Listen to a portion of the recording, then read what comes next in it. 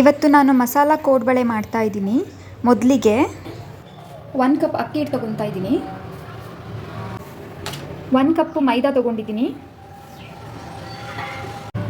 1/2 cup Bombay ರವೆ ತೊಗೊಂಡಿದ್ದೀನಿ. 1/4 spoon ajwain ತೊಗೊತೀನಿ. ಕೋಡ್ಬಳೆಗೆ masala ready ಮಾಡ್ಕೊತಾ ಇದ್ದೀನಿ. ಮೊದಲಿಗೆ ಒಂದು ಮಿಕ್ಸಿ ಜಾರಲ್ಲಿ ತೆಂಗಿನಕಾಯಿ, ಒಂದು ಸ್ವಲ್ಪ 2 ಕಡ್ಡಿಯಷ್ಟು ಕರಿಬೇವಿನ ಸೊಪ್ಪು, 1/4 ಸ್ಪೂನು ಕಾಳು ಮೆಣಸು ಹಾಕಿದ್ದೀನಿ. 1/2 ಸ್ಪೂನು ಜೀರಿಗೆ ಹಾಕ್ತಾಯಿದ್ದೀನಿ. ಖಾರಕ್ಕೆ ಬೇಕಾಗಿರುವಷ್ಟು ಕೆಂಪು ಮೆಣಸಿನ್ಕಾಯಿ. ನಿಮಗೆ ಖಾರ ಜಾಸ್ತಿ ಬೇಕು ಅಂದರೆ ಜಾಸ್ತಿ ಹಾಕ್ಕೊಬೋದು. ಇದು ಮಸಾಲ ಕೋಡ್ಬಳೆ ಆಗಿರೋದ್ರಿಂದ ನಾನು ಬೆಳ್ಳುಳ್ಳಿ ಹಾಕ್ತಾಯಿದ್ದೀನಿ. ಈ ಸ್ಟೆಪ್ ಬಂದು ಆಪ್ಷನಲ್ಲು.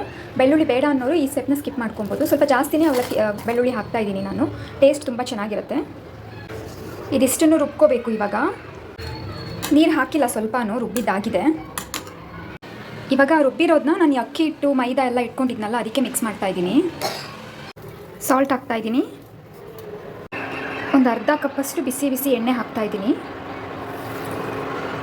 ಇವಾಗ ಕಲಿಸ್ಕೋಬೇಕಾದ್ರೆ ಸ್ವಲ್ಪ ಹುಷಾರಾಗಿ ಕಲಿಸ್ಕೊಳ್ಳಿ. ಹಿಂಗೆ ಬಿಸಿ ಎಣ್ಣೆ ಹಾಕೋದ್ರಿಂದ ಕೋಡ್ಬಳೆ ಸ್ವಲ್ಪ ಕ್ರಿಸ್ಪಿಯಾಗಿ ಬರುತ್ತೆ. ಮತ್ತು ನಾವು ಎಣ್ಣೆಯಲ್ಲಿ ಫ್ರೈ ಮಾಡಬೇಕಾದ್ರೆ ಜಾಸ್ತಿ ಎಣ್ಣೆ ಎಳ್ಕೊಳ್ಳಲ್ಲ. ನಾನು ಎಣ್ಣೆ ಹಾಕ್ಕೊಂಡಿದ್ನಲ್ಲ, ಅದರಲ್ಲೇ ನೀಟಾಗಿ ಹಿಟ್ಟನ್ನ ಕಲಿಸ್ಕೊಂಡೆ. ಈ ಹದಕ್ಕೆ ಬಂದಿದೆ ನೋಡಿ.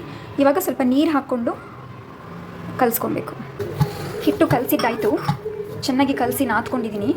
ಇವಾಗ ಒಂದು 15-20 ಮಿನಿಟ್ಸ್ ಅದನ್ನ ನೆನೆಯೋದಕ್ಕೆ ಬಿಡ್ತೀನಿ.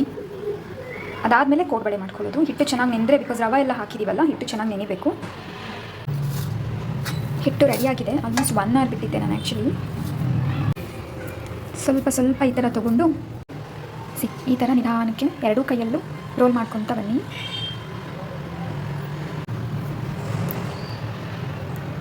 ಈ ಥರ 2 ಕೈಯಲ್ಲೂ ನೀವು ಮಾಡಬೇಕು.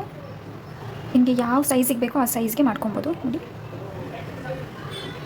ನನಗೆ ಈ ಸೈಜ್ ಪರ್ಫೆಕ್ಟಾಗಿರುತ್ತೆ. ಸೊ ಹಾಗಾಗಿ ನಾನು ಈ ಸೈಜ್ ಮಾಡ್ತಾಯಿದ್ದೀನಿ. ಹಾಗೆ ಉಳಿದಿದ್ದೆಲ್ಲ ಹಿಟ್ಟು ಮಾಡ್ಕೊಬೇಕು.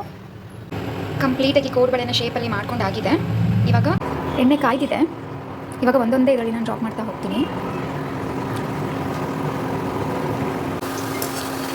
ಮೀಡಿಯಮ್ ಫ್ಲೇಮಲ್ಲಿ ನೀಟಾಗಿ ಫ್ರೈ ಮಾಡ್ಕೊಳ್ಳಿ. ಅದನ್ನ ತುಂಬ ಚೆನ್ನಾಗಿ ಕ್ರಿಸ್ಪಿಯಾಗಿ ಬರುತ್ತೆ.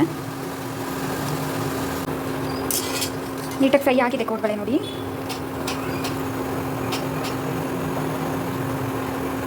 ಫೈನಲಿ ಮಸಾಲ ಕೋಡ್ಬಳೆ ರೆಡಿಯಾಗಿದೆ. ತುಂಬ ಚೆನ್ನಾಗಿದೆ. ಕಂಪ್ಲೀಟಾಗಿ ಇದನ್ನು ಆರಿದ್ಮೇಲೆ ಒಂದು ಏರ್ಟೈಟ್ ಡಬ್ಬಿನಲ್ಲಿ ಹಾಕ್ಕೊಂಡು ಸ್ಟೋರ್ ಮಾಡಿ ಇಟ್ಕೊಳ್ಳಿ. ಟೀ ಟೈಮ್ ಸ್ನ್ಯಾಕ್ಸ್ ತುಂಬ ಚೆನ್ನಾಗಿರುತ್ತೆ. ಬರೀ ಟೀ ಟೈಮ್ಗೆ ಅಲ್ಲ, ಊಟ ಮಾಡಬೇಕಾದ್ರೂ ಕೂಡ ಇದನ್ನು ತಿನ್ಬೋದು ಜೊತೆಯಲ್ಲಿ.